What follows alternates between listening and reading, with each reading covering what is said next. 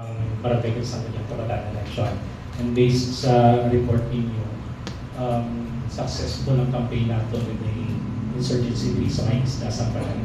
Can we say, sir, nga mangin matawhay ang palabuton nga barangay sa kanyang kabataan election and even the next election to come? In fact, yung mga elections natin before, tawhay man in general. And ang Bernie nagka-coordinate ang atong Army, PNP, or Armed Forces, PNP, Coast Guard, and the LGUs and other law enforcement agencies. So, labi nag-igsubong, kaya nag-improve na ang situation, more peaceful. But yun nga, since ang naman, ang insurgency has been built up for so many years, I think 50 years or more. So, medyo ang confidence level siguro hindi mo alayan pa sa mga naka-experience talaga na sa mga areas nga may present ng insurgency for a long time. Siguro, mampalta nga may kulba pa. And we address that and we recognize that. And that's why wala namang nag-assist in every election, in every endeavor, in every activity na pwede tayo mag-assist sa Philippine National Police to secure an area ay dinahimo na. So it's not only for election, but we see to it na yung presence ng atong government forces ay arapermi to ensure na ma-maintain ang peace. Sir, sa bahin, sir, sang hiling election hotspot areas na ito,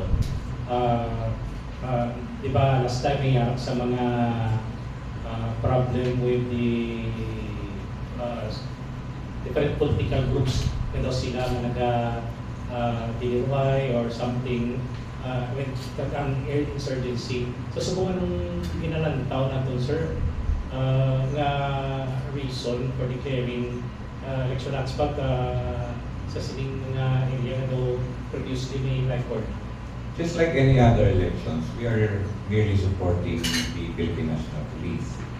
Lalo na sa mga other than insurgency areas or mga malalayo, we augment the